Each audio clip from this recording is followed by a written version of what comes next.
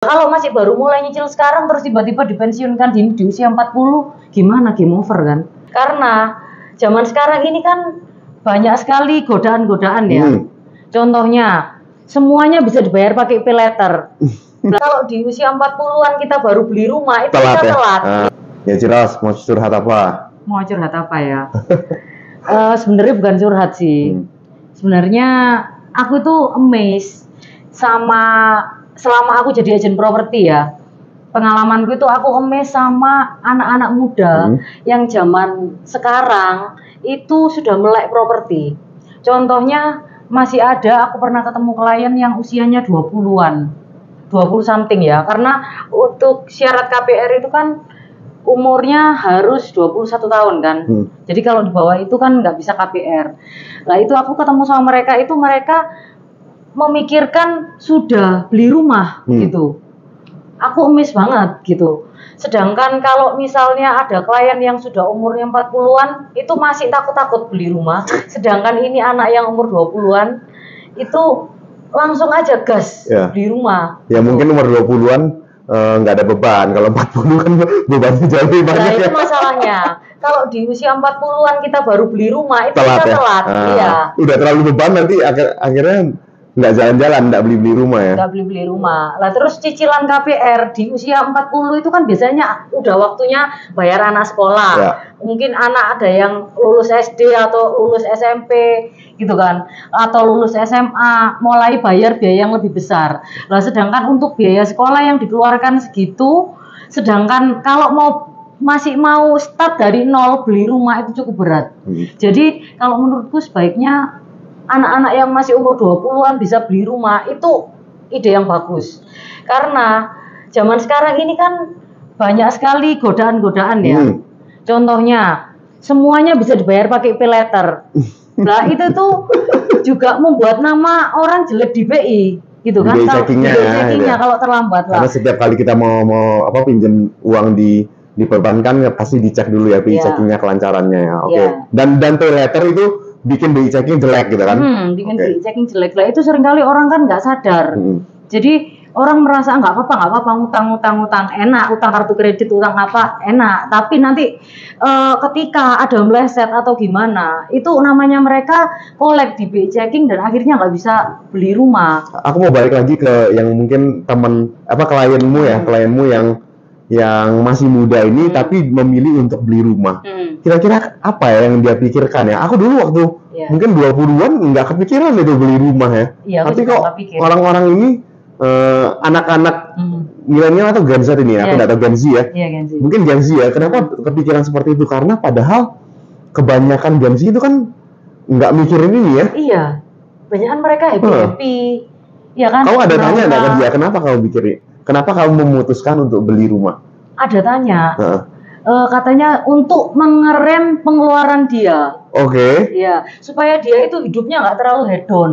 Jadi dia memikirkan nanti kalau misalnya aku investasi rumah sekarang, terus nanti ke depannya aku mau jual lagi, itu kan masih bisa kalau untuk rumah dijual. Sedangkan rumah kan harganya naik terus ya.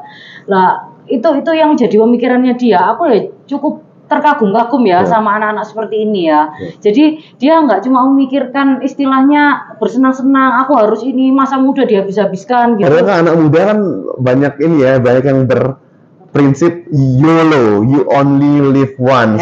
Ya. Tapi kok dia masih berpikiran seperti itu ya? Kayak, oke, aku harus tahan pengeluaranku, nggak beli boba, nggak beli nggak jajan ya, nggak traveling, itu malah milih untuk investasi rumah ya. Iya.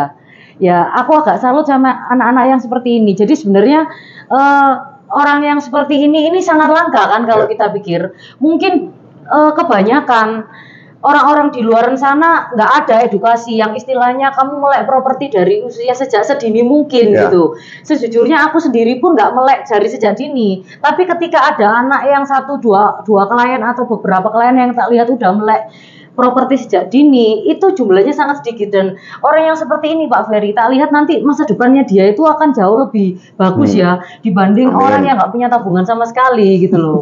Gimana? Ya itu pilihan hidup lah ya. Itu pilihan hidup.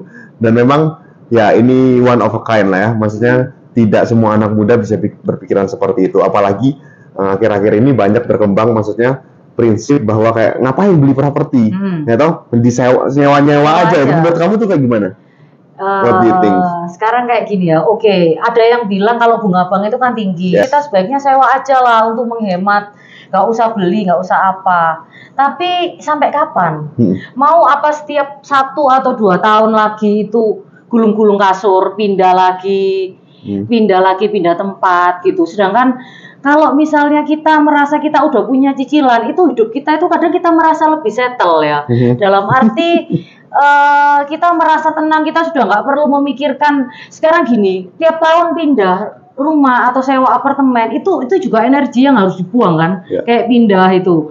Nah, harusnya energi yang digunakan setiap 2 tahun sekali pindah apartemen atau pindah rumah, ya itu bisa kamu pakai untuk cari uang yang lebih lagi kan dibanding seperti itu. Dan yang paling penting kalau dari aku adalah kalau sewa itu sudah jadi biaya pengeluaran, nggak akan jadi apa-apa. Sedangkan kalau kita beli properti, beli rumah, ya itu suatu saat bisa kita turunkan. Sewa mana bisa diturunkan sih? Nggak bisa. Ya, exactly. Jadi kita berdua tim apa nih? Tim beli atau sewa? Kita tim beli lah.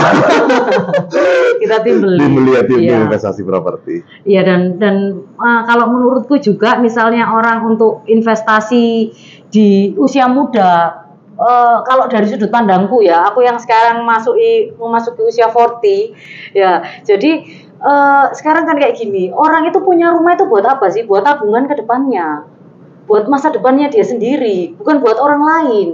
Misalnya nih, kalau di belakang hari, misalnya kita ada apa-apa atau pensiun dini atau apa, minimal rumah udah lunas. Lah kalau masih baru mulai nyicil sekarang terus tiba-tiba dipensiunkan di usia 40, gimana? Game over kan?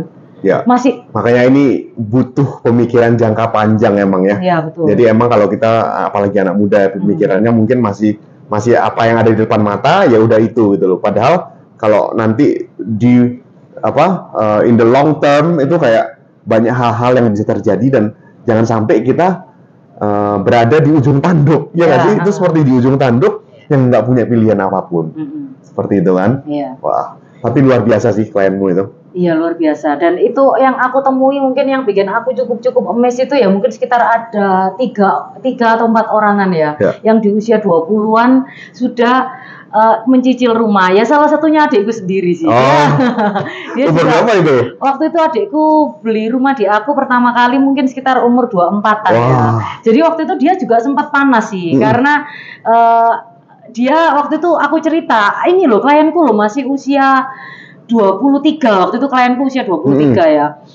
Ini dia nyicil properti di aku, dia memutuskan untuk beli rumah. Aku cukup salut. Terus adikku juga kebakar juga. Waktu itu dia mungkin usia 24-an ya. Aku lupa pastinya dia umur berapa. 24 atau 25 gitu ya. Terus tiba-tiba dia, ya udah kalau gitu aku ya juga tak ikut beli. Jadi akhirnya adikku pun dia juga ikut, nggak mau kalah gitu ya. Jadi akhirnya dia di bawah usia 40 dia sudah punya 2 properti. Wow. Gitu. Keren. Jadi kalau menurutku sih kita ini harus menanamkan sama anak-anak muda yang sekarang ya, mungkin lewat yang kita obrolin sekarang, itu anak muda itu juga harus mulai melek properti. Jadi nggak cuma bersenang-senang, mau ganti mobil baru, mau jalan-jalan, tiap tahun nanti sudah mobil 2 tahun minta ganti lagi, daripada seperti itu. Buat apa juga gitu loh. Nanti ke depannya kita nggak ada aset apa-apa di sisinya mereka. Tapi argumentasinya gini, properti selama beberapa tahun terakhir kan kenaikannya tidak signifikan nih, ya toh. Nah, beberapa anak muda kebanyakan actually itu mikir kayak ya udah mendingan aku main saham atau main Bitcoin ya, seperti itu. Nah, menurut kamu gimana? Kalau menurutku tidak ada investasi yang sejajar dengan properti. Dalam arti properti itu investasi yang paling aman. Kecuali ada misalnya kita ngomong ya nggak aman, misalnya orang beli tanah terus SHM-nya digandakan, mungkin ada case-case yang seperti itu ya. Tapi di antara semua investasi yang lainnya, investasi yang paling aman termasuk properti ya, selain emas. Karena kalau properti itu ada wujudnya. Terus salah satu presiden Amerika kalau nggak salah pernah bilang ya, maksudnya kamu itu harus beli tanah karena mereka nggak akan membuatnya lagi. Gitu loh. Jangan cuma beli hal-hal yang istilahnya bisa dibuat ulang sama orang gitu. Ya itu kalau menurutku. Tapi ini opini jujur ya, bukan karena kamu sebagai agent properti ya? Bukan karena aku sebagai agent properti, bukan. Jadi ini beneran aku ingin menyelamatkan orang-orang yang kedepannya nanti daripada kamu umur 60, yang umur 60 tiba-tiba kamu nggak punya rumah, kamu syok, aduh kenapa aku dulu nggak menyesal itu terlambat gitu loh. Betul. Ya kan lebih baik kita mendengarkan yang dari sekarang, mendingan kita melihat orang lain itu jatuh daripada kita sendiri yang jatuh. Misalnya seperti itu, kita ngomong, oh ada cerita orang, bukannya kita mau menertawakan ya. Misalnya kita lihat orang, dia belum bisa beli properti di usia sekian. Lah kita itu mendingan, waduh aku jangan sampai seperti itu ya, karena umur ini jalan terus Pak Ferry, nggak bisa direm. Kita bangun pagi, umur kita sudah berkurang 1 hari. Tidur lagi, bangun lagi, kurang lagi gitu loh. Terus mau ditunda-tunda itu sampai kapan? Sedangkan harga properti udah pasti naik terus. Terus kalau kita ngomongin properti terakhir nggak terlalu bagus ya. Misalnya 2 tahun terakhir atau 3 tahun terakhir nggak tahu bagus, katanya siapa? Buktinya kantor notaris juga selalu rame. Gitu kan, dan bahkan yang kita ngomongin area Juanda ya, yang kita waktu itu sempat kita jualan banyak juga kan. Ya waktu itu di sana itu laku 2.600 unitan yang sampai sekarang sudah transaksi. Selama pandemi nih ya? Selama pandemi itu 2.600 sampai sekarang. Lah terus kok bisa bilang properti sepi? Kenyataannya kita ini butuh tempat tinggal. Karena tahu enggak kenapa? Ya karena kebutuhan. Ya karena kebutuhan. Ya toh? Mau enggak mau ya harus punya tempat tinggal. Betul kan? Seperti itu aja sih. Terus Pak Ferry seperti ini. Biasanya orang kalau mau beli rumah pertama itu kan idealis, ya kan? Aku mau rumahku yang besar, yang bagus, lokasinya strategis, developernya terkenal. Tapi untuk sampai beli rumah ke situ cicilannya kan terlalu tinggi ya. Lah kalau menurut Pak Ferry gimana? Apakah properti pertama itu harus yang benar-benar impiannya kita? Ya kalau properti pertama of course ya, maksudnya tergantung tujuannya dulu apa. Atau kalau tujuannya itu cuman investasi, ya jangan dilihat itunya ya. Kalau kita sering banget investor itu membeli investasinya itu memakai standar mungkin yang dia hidup sekarang dari orang tuanya ya toh. Kayak maunya yang jalan lebar, 24/7 security, tapi kemampuan dia pada saat itu belum segitu gitu loh, karena itu kan kemampuan orang tuanya, itu rumah tinggal orang tuanya gitu loh. Sedangkan kalau kita mau investasi pertama itu kita harus pertama ya, kita harus tahu dulu kemampuan kita ya toh. Aku bisa nyicil berapa juta sih dalam per bulan ya. Kedua, cari lokasi yang benar gitu loh. Lokasi yang benar tuh bukan berarti yang sudah di tengah kota, justru kita harus cari sunrise property. Sunrise property itu apa?